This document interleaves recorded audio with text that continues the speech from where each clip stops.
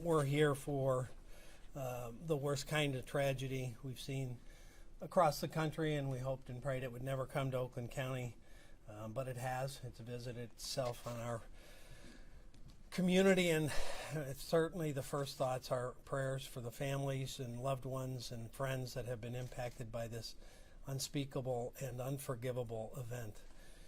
I'd like to speak in general about school safety. You know, the one upside is that our community, Oakland County specifically, has prepared, I think, as well as any community in the nation. So the first point I'd like to make is sharing information. If you hear or see something, you've got to say something, whether it's okay to say or whether it's calling us directly or anonymously through a variety of methodologies. We need to know what you see and hear in case there's some credible information there. Just in this past week, we've intervened in 3 different events. They were deemed not to be credible, but we check every one of those out. And so it's critically important people understand that's not a burden to us. It's something we want you to do. Call us if there's anybody talking about things, posting about things, writing, anything. You need to let authorities know so there can be intervention. The first line of prevention is open communication. We're also hearing that there were rumors that somebody had heard or said something or knew something in advance. None of that came to us prior to today. So if we find out there was information, that's exactly the kind of thing we need to get and get looped into. In fact, we have a specific phone number set up. If you have information about this case, whether it's previous information you're aware of or anything that's important or relevant, please let us know at 248-858-4911. Or you can email us at OCSO, that stands for Oakland County Sheriff's Office, at oakgov.com. And as I said, we also accept confidential or anonymous tips on anything related to schools. Secondly, I think it's important to note as we face these things across the country and now here in Oakland, training. We train regularly for active shooter scenarios, and we have for years. In fact, we created a group called OakTAC many years ago after the active shooter in Mumbai, and all of the police agencies in Oakland County have trained together for just this scenario. And we looped in and have fire departments now that train with us and are partners in that same activity, and all of that was very evident today. So we've seen agencies train in our Brandon Township temporary training facility, and with a new training facility on the horizon, we intend to do even more intensive training and train with every agency in Oakland County going forward as we have in the past, but with more scenarios and more real-world pressures, if you will. Third, after other school shootings around the country, you saw in some scenarios where the officers or deputies didn't go in. They staged or they waited outside. After some of those scenarios were observed, I made it very clear to our staff, if they get there first, their job is to go in and neutralize the threat. If I get there first, I'm going in. If we get there together, we're both going in. There will be no staging. And I'm proud to say that's exactly what happened today. They went in and searched out the threat. They went to the gunshots. Train, train, train is our mantra, and that also includes students, schools, and staff. Oxford has been one of those districts that's been proactive and has been training. We have literally trained hundreds of schools, businesses, as well as houses of worship. It's sad, but it's necessary. If you remember many, many years ago, we used to have students climb under the desk because of the potential threat of a nuclear attack. Well, there's a very different threat than we have to train to it and be prepared to it. And this kind of thing can happen anywhere, and sadly, it happened even in a sweet, quiet community like Oxford. It can visit itself anywhere in America.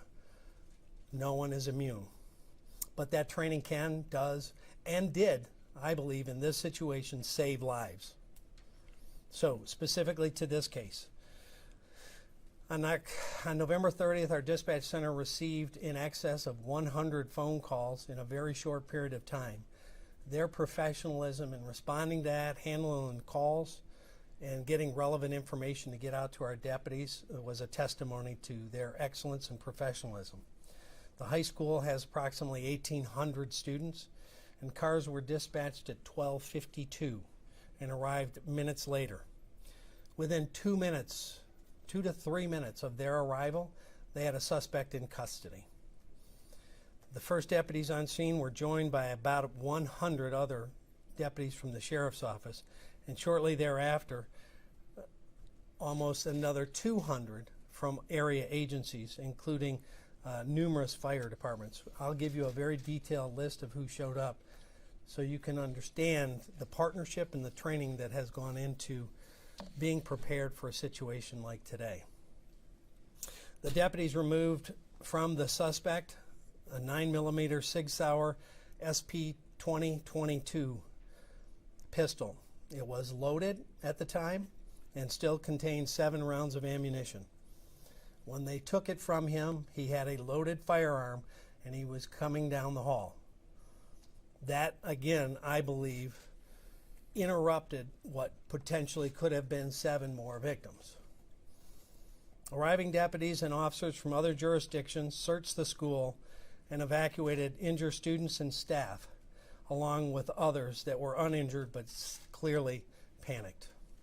Responding deputies reverted to their active shooter training that we talked about already, deploying throughout the building and searching for additional assailants, because obviously at that point we didn't know if it was one or multiple assailants, while rescuing victims with the assistance of our partner fire service agencies. Internal and external command posts were established. Secondary searches were conducted along with securing the inside and outside perimeters. The FBI and MSP bomb squad responded to assist, and they checked a package that my K-9 unit, our explosive unit, had alerted to. More than likely, the suspect had his weapons in that bag. There was nothing else in that bag that was dangerous. Our Office of Special Investigations and our forensic lab is currently processing the scene, which is expected to take many, many hours and go all night long. I'm extremely proud of the deputies, our partners, the fire departments and EMS, for their intervening actions. As I mentioned, I believe they literally saved lives, having taken down the suspect with a loaded firearm still in the building. I also want to underscore the impact on our team and any team that faces something like this, and how proud I am of them and anyone else in these situations. One of our deputies, because of the severity of wounds, loaded up one of the children in his car, and sadly that child died in the car. One of our employees who was in the 911 center as part of the team taking the emergency calls had a relative killed in the attack. And so this touches us all personally and deeply, and will for a long time. This wound will never go away, and we understand that. But we also want the community to know that we're here for them, and we will leave no stone unturned in determining all the things that led up to it and making sure that this investigation is full and complete before it's turned over to hold this individual accountable. As of right now, we have tragically lost 3 students, a 16-year-old male. The names, you'll have the names of the deceased. The families have been notified. He died in the patrol car on the way to the hospital. 14-year-old female and a 17-year-old female. Another 8 people were injured, 7 students and 1 teacher. Victim number 4 is a 15-year-old male. He's in critical condition with a gunshot wound to the head. Victim number 5 is a 14-year-old male with serious condition, jaw and head gunshot wounds. Number 6 is a 17-year-old female. She's stable with a neck gunshot wound. A 15-year-old male, stable with a gunshot wound to the leg, the left leg. A 17-year-old male, stable condition with a hip gunshot wound. 47-year-old teacher who has been thankfully discharged. She had a left shoulder gunshot wound that appears to have been a grazing wound. Tragically, we have a 14-year-old female who is in critical condition with chest and neck gunshot wounds, and she's currently on a ventilator after surgery. So it's looking very tough for this young girl. Our 11th victim, excuse me, is a 17-year-old female. She's in critical condition with a chest gunshot wound as well. There were multiple non-threatening life injuries from students as they were rushing out of the building, obviously evacuating. They got hurt. Most of them were treated and released at a predetermined staging area, and our thanks to Meyer for assisting with that and being involved in reuniting students with their parents. On-scene counseling with our chaplains was made available to the staff, students, and certainly the families.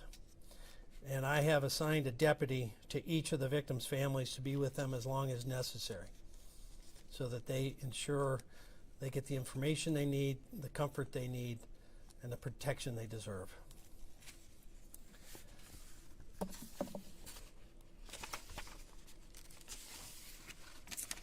As I mentioned, we have the suspect in custody. He's a 15-year-old male sophomore, a resident of Oxford Village.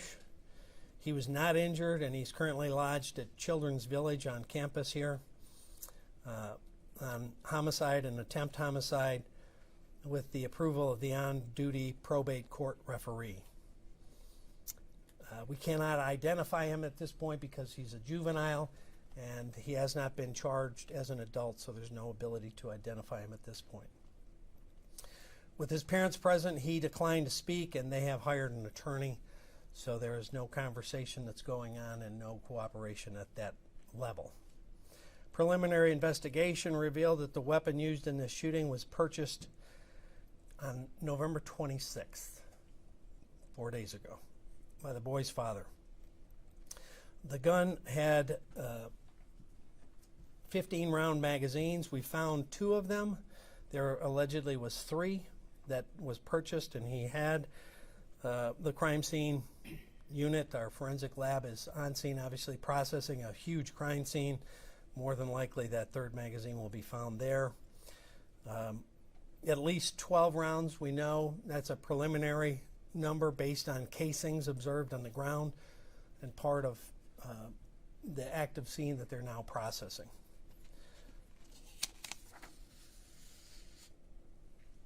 So there's a lot of stuff that we've seen on social media and different chatter and different rumors. I would just caution people to not spread stuff unless it comes from us, because some of the stuff we've seen has absolutely no connection or relevance to this case, and it's hurtful to the community and the families that see some of that. So let's try to be respectful of that, and we'll release as much information as we can, as soon as we can, that won't jeopardize any potential prosecution. I'm joined by a specialist that was from McLaren, Oakland. She can answer, I'm sorry, I don't know your name? Dr. Gardner. Can answer any questions as it relates to medical issues or conditions. Congresswoman Slotkin and County Executive Coulter have joined us and have been super supportive of our efforts today, and thank you for being here. So with that, I guess I'll throw it open to questions, and I'll answer what I can, but frustrating to you, I'm sure we're not going to completely divulge our case because it's an ongoing case. Can you tell us anything about what you found at his house? I don't think they've done an inventory of that. A search warrant was executed at the suspect's home. I know that we have seized a phone, and we're in the process of examining whatever was seized. Were there any threats made by the same man prior to the incident that led that maybe this would happen? There was nothing that came to us about prior concerns or threats, and that's part of the investigation, that we have hundreds of people working. Is this his first year attending Oxford High? Did he go to a different school before? I know kids were out due to COVID last year. He's a sophomore. I honestly don't have the answer whether he was there as a freshman. We can try to run that down for you. Did the suspect surrender to officers as they approached him, or how did they apprehend him? As they were coming down the hall, they saw him, and he put his hands up, and they took a gun and took him into custody. Did he say anything? No. Do you have any indication why the father bought a gun 4 days ago? As I said, they're not talking to us. Sheriff, you mentioned a social media post. There appears to be one that we've seen that appears to come from the suspect with a picture of a gun posted. Can you tell us about that at all? It's my understanding, again, that this was a recent weapon purchase, that he had been shooting with it and had posted pictures of a target and the weapon. That's all part of what's being looked at. We're going to do a deep dive on the social media and all the activities of this young man. But the gun that you did describe appears to be the same weapon that was. It does appear to be so, yes. Did the shooting start in a classroom and spill out into the hallway, or was the student in class, or did he just? The problem for us is we can't be too specific on that because they're just now getting into processing. So, we'll learn more as they process the scene of where maybe it started. We also have a tremendous amount of video footage that will be in the school. Oxford's very proactive with cameras, so our detectives are going to have to really deep dive all of those video cameras and review exactly what and where and when. The only information I had is that he came out of a bathroom with the weapon, and I don't know where he went first. So, Hey, Sheriff, just to be clear, on the social media, just once more, some students have said that they had seen some threats on social media, and some had reported those to authorities. Can you say whether that happened or not? well, I would love them to contact us because we got none of it. Did the I can school- tell you that nothing came to the sheriff's office and nothing came to our school liaison in the school. Are you familiar with the school sending out an email assuring parents that there was no threat? We have seen an email like that the school sent out. We've been kind of busy. I'm not Is that aware the what. one on November 11th? 11, yeah. Yeah, that was related to an incident outstate, out of like. Oh, that Kansas was a or- different one we That was investigated. That was a completely different. That's where there's a lot of cross pollination for some folks that are occurring on this. They're putting old posts or letters to today's event. There was one with a deer head, had nothing to do with today. There's all sorts of. That's why I'm saying, please ask us, because a lot of these that turned out to be nothing. It was actually in a different school, had nothing to do with Oxford, and we were able to determine that. And they sent out the letter and said there's no threat. Did they say that he would be tried as an Whoop! adult? I got too many. Say that. There's a lot of people who have been telling us this boy, this 15-year-old, was bullied. Is there anything to lead you to believe that he was having trouble at school? Any disciplinary action? Anything before today? We don't have anything on that. Again, we have no contact with that young man. Have had nothing to suggest there's been disciplinary or problems with him at the school. So that's part of our investigation to determine what happened prior to this event, and if some signs were missed, how were they missed and why. Sheriff, you mentioned that you have had no contact with this individual. Can you say if any law enforcement, whether it be Oxford Police, have been to the suspect's home? I'm not aware any law enforcement agency had any contact or any information that he was a concern or a threat. We have not been told that by any agency. Now, social media says different things, but that's part of the investigation. At this juncture, has the department or any other authorities received any credible tips in terms of motive or possible warning signs? Nothing at the moment, no. And he hasn't spoken, and obviously that's the best place to get motive. But he is under a lawyer with his parents' refusal to allow him to talk to us. What about the Will he be victims? tried as Were an they adult? targeted? That charging decision, once we, so I'll back up a little bit. Once we complete the totality of our investigation and wrap up every loose end, that will be presented to the prosecutor for charging determination. Sheriff, what about the victims? Were they targeted? Was it just totally random? That will be part of the investigation. Again, we don't know where he went first or why. Again, he didn't tell us, and so we're going to have hundreds and hundreds of hours reviewing the videos of the school to look at his movements, to see if there's any pattern to it or if there's any past history to it. That's all stuff we've got to look into. Are You there metal mentioned he came detectors out in of the a school? bathroom. There are no metal detectors. Sorry?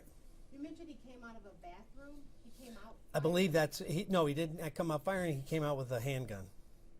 Was that seen on surveillance video? Or Yes. Someone. Okay.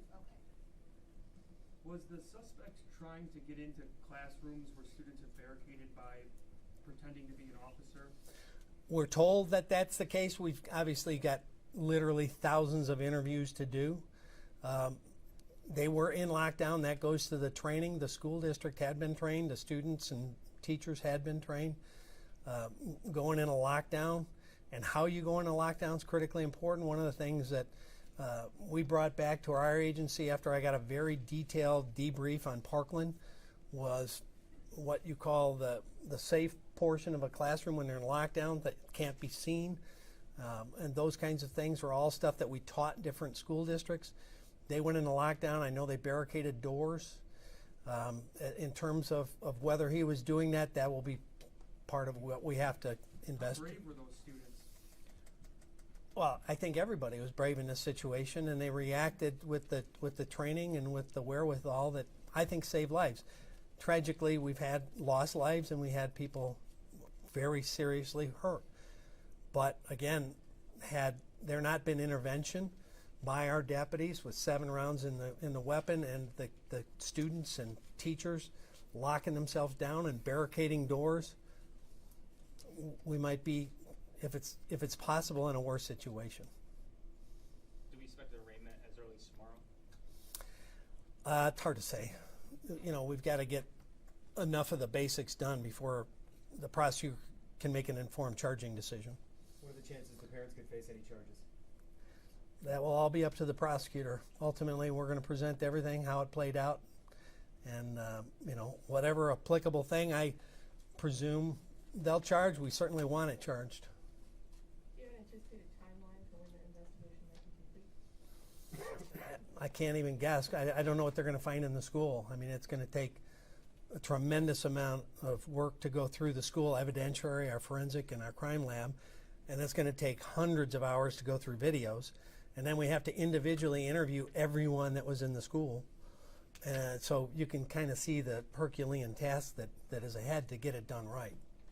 What is important for the students and the families to do going forward? Because this is traumatic for all of them.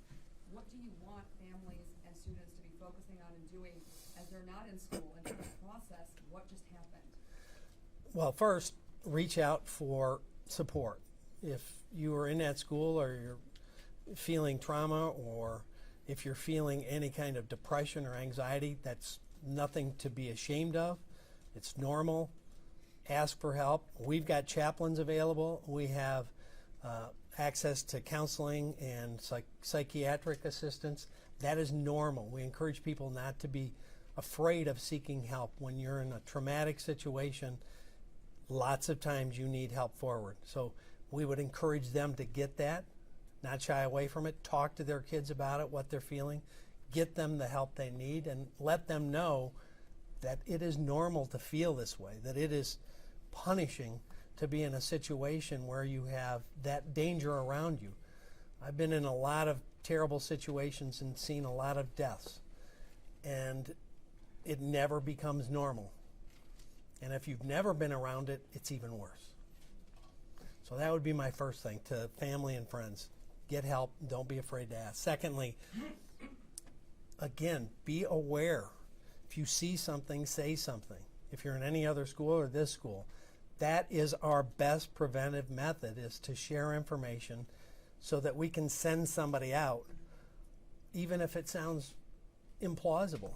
I was mentioning a previous case.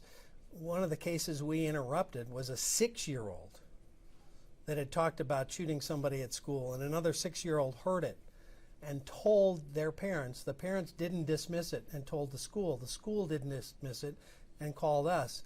We had deputies that stopped that 6-year-old on the way into a school with a gun. Never dismiss it. We are always much more interested in checking anything out than missing one thing like happened What today. school was that at? It was like 10, 15 years ago. If you remember the case in Flint where the 6-year-old shot and killed someone, It was about a month before that we interrupted one. How does the level of training that you've done in Oakland County compare to other districts? I think, I'm very involved on the national level, and I would put Oakland County's cooperative training with police and fire at the top tier of anybody in the country. OCTAC, as I mentioned, was created in response to Mumbai, that we have to better train together so that there's no hiccup and no moment where you have to go, what are you going to do when you go through the door? Okay, I'll go right, you go left. They have to know immediately, hand in glove, we're going in and we're doing this almost dance to immediately go save lives. And we're going to look for that threat, and everything else is secondary. Because every second you wait, that person could hurt another person and another person. So you got to go to the gunshot and you've got to interrupt it. And that's what they did today. I was actually referring to the training you do with the schools, though, with students and teachers. I've had multiple teachers and students say they've had a lot of training. Is that normal for a school district, or do you guys do more in Oakland County than We try to do more than anybody. And I reach out to them, the school districts, to houses of worship, to businesses. I've even done 2 or 3 at one of the local TV stations, because we believe that training helps you better prepare for the unimaginable. And the other thing I'd say this is, we don't want people to be paranoid or frozen with fear. We want them to be prepared and situationally aware. So what I tell people is, like, when you go into a theater, when you sit down, look to see where exits are other than the one you came in. Not just for an active shooter in a theater, which we've seen around the country, but what if there's a fire? What if there's a tornado? What if there's anything? How do you get out? Where do you go? Situationally aware. And training in businesses or in schools gets people better prepared. What if something happens? Where do I go? What do I do? And how do we react? How do you barricade a door? Is this the best room to go to? If you're a teacher with kindergartners, you probably can't run. If you're a teacher on a ground floor with an outside exit and you've got teenagers, running is probably the best thing, because we teach run, hide, fight. If you can get away from it, get away from it. If you can't, shelter in place, protect yourself. If they breach that area, you've got to fight to defend yourself. We teach that constantly, and we offer that constantly and year round. And to my training unit, I'll say, well done. Does his accuracy of firing that weapon strike you? It's hard to say until we know the totality of rounds fired. We review the video. I mean, obviously, you don't have to be terribly accurate if you're right next to someone. So we have to review all that. Was he this close to some of? We don't know that yet. As far as you're aware, the father bought guns before, or was this his first purchase? Were there other guns in the home? That we don't know yet. That's part of the investigation. Sheriff, I know you touched on this earlier about what was discovered or taken and not taken from the suspect's house. There's video potentially of what appears to be guns being taken from the home. Are you aware of that at all? And can you shed Again, I haven't got the tally sheet of what was seized, other than I know that things were taken, including we have his phone. Sheriff, you mentioned a bag that a dog had a hit on. Was that a bag that was believed the suspect carried in that day? We believe that was his backpack. So more than likely, the weapon was in there, and probably some residual triggered our dog to key on it. Is there any safeguards for, students coming, like, are their backpacks checked? I mean, you said there's no metal detectors. No, the vast majority of schools in America don't have metal detectors. Can we hear from perhaps the representative from McLaren? Are Sure. you able to talk about any of the patients and their injuries without, I think the sheriff did a very good job of describing all the injuries that. You wanna come over here? took place. We'll make sure here. We had 6 patients that came between the 2 McLaren facilities. McLaren Oakland received 4. 2 were they're stable at this time. 1 was discharged home, and 1 is critical condition. The 2 that we received at Lapeer, it was, as the sheriff described, a shoulder injury, extremity injury that was discharged safely home, and the 14-year-old has been transferred to Hurley PICU for further management and care in a pediatric intensive care. Dr. Gardner, can you spell your name for us? TRESSAGARDNER. The sheriff has talked a lot about his training. Is this what your team also trains for? Exactly. We're in a partnership together. The quick notification from the Sheriff's Department initiated the activation of our trauma team.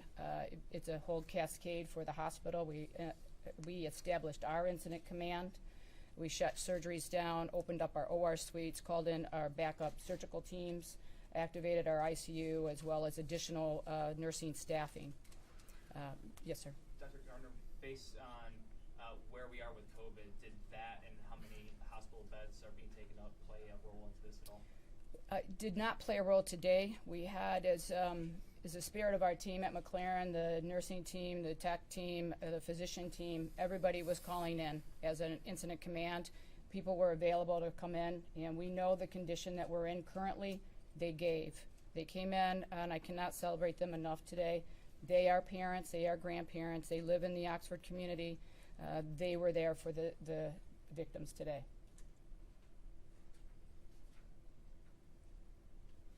Anything else anyone would like to share that we haven't already asked? We obviously appreciate your time.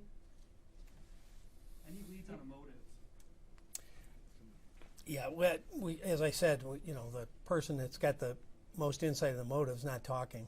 So if we find anything in any of the evidence that we've seized, whether it be a phone dump or any evidence that was seized from the home, obviously that leads towards motive, that will be something we're very much looking for, since we're not getting. So to clarify, you guys have hit the suspect's phone and you're searching it for evidence? Yeah, we have a search warrant for both the home and evidence related to this, and certainly that's going to be deep dive our computer crimes unit.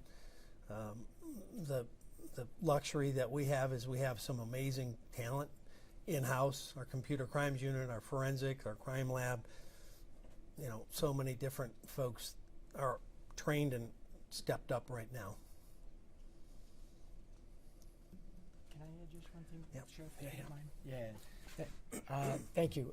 Dave Coulter, Oakland County Executive. First of all, I just want to, I want to say that the residents of this county and this state can be proud of the job that our first responders, starting with our Sheriff's Department, did today. The work that they did was outstanding. And I can't congratulate them and thank them enough on a really, really difficult day. Today, 3 precious teenagers have been taken from us, and another 7 students and a teacher were wounded. But in a larger sense, there are no unwounded students or staff today. Everybody in the Oxford community, the Oakland County, and frankly the United States has been impacted by this tragedy.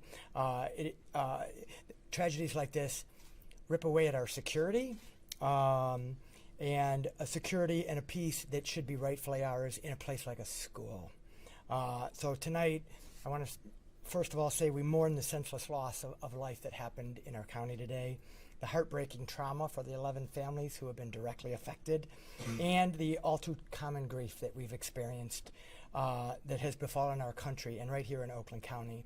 I do want to add that the suspect is in Children's Village. For those of you who don't know, that's our juvenile detention facility, so that's separate from the jail. It's actually under Health and Human Services. He's on a suicide watch tonight, so we're checking on him every 15 minutes in a special cell to make sure that there's no self-injury to him. We've operated our emergency operations center all day in support of the lead department, which is the Sheriff's Department, but we've had people from the Health Department, the Michigan State Police, Public Information, ISD, Oakland County Schools. One of the things they've done is help to coordinate what's really going to be a massive effort of offering grief counseling to the students, because there are so many students there and there's only so many grief counselors available, so they've been doing a great job of coordinating those folks as well. So this was a partnership effort on a very tragic and sad day in Oakland County, and our hearts obviously go out to the families, but I want to make sure I also recognize and thank the sheriff and his team for just an absolutely outstanding job today. Thank you. Can I just say one thing? Sure. Hi everyone, Representative Alyssa Slotkin. I represent Oxford, Northern Oakland County, along with other areas in the state. And it's just obviously a deeply dark day in Michigan's history. The trend that we've seen all over the country has come to us. We had all hoped that it would not. And it has a special meaning because it's kids. and we all know what it's like to have kids, and we know that it's absolutely a nightmare for those parents who lost children and for all the parents who were fearing for their kids. You heard about 100 911 calls. Those were obviously students and teachers from inside those rooms, terrified, calling our first responders. I think people have asked, what can they do? Reach out to anyone you know in the Oxford area, in the Lake Orion area. Just show that basic human compassion by reaching out. People need to hear from others right now. And we know that whatever the circumstances end up being with this young man, that this just highlights the deep need for mental health services that we have in our schools and across the country. And one of the things that sadly I was doing when I was flying back was hearing from all the other members of Congress who have had school shootings in their districts, including Parkland, talking about what we can do to get more resources, what we can do from a federal level, and we're looking into COVID money and whether some of that money that's stuck at the state can be brought in to help with mental health services. If you want to take anything from today's events, I will just say that the law enforcement and first responders, this is not every county that can do what happened today. As someone who worked at the Pentagon and at the CIA, who served in Iraq, this is not every community that can do this. The preparedness that this community had gone through, this law enforcement community, the calm and the training that went on within that school absolutely, I believe, saved lives. And I think we shouldn't take that for granted. I want to just note, on a personal note, this morning my team was asking me to sign off on a recognition for Under Sheriff McCabe, who was on site and in command during the actual incident today. He is retiring in short order, and I was signing off on his recognition from Congress. I want to give him a special shout out, because to be so close to retirement after over 40 years of service and to be handling this kind of incident, obviously we benefited from his wisdom and from his experience today, and I want to thank him personally, in addition to Sheriff Bouchard, who has done so much to prepare us for, unfortunately, these tragic events. So thank you, and take heart that our community is coming together to support this community of Oxford over the long term. Other questions? When can we expect another update from the FACE? You know, really, it's hard to say when the next update was. I think, you know, we wanted to get this as much out as we can, but the more information now as we go a little farther forward, we don't want to jeopardize the case or any details that ultimately will be revealed in court or in any potential prosecution. So it's kind of as needed. Certainly feel free to reach out to us, and you know, we're an open book. We get a hold of you guys a lot at odd hours, and happy to do Zooms and all that stuff. Will you guys be releasing the names of the victims tonight? Yes, the deceased, not the injured, because those families have been notified. A press release will come? We have a handout. Okay. And the other thing, again, I want to highlight, the Congresswoman mentioned, you know, the teamwork and partnership that is super, I think, unique. You're going to get the list of that too. We have a list of the agencies, which we're going to hand out to you, of all the different folks that came. I'm trying to look for it right now. But again, that came after Mumbai and the training and the working together. So this whole list, and then a full nother page of agencies. That many agencies came in a relative short order to augment our 100+ deputies that were there, to staff up to well over 300 on-scene personnel to deal with anything that they came across. Finally, again, just let's pray for the victims, the ones that are wounded, that they heal, and the family and the friends have a way forward with their grief in this not only incredibly tragic time, but also in the midst of a holiday, which tends to punch even harder if it's possible.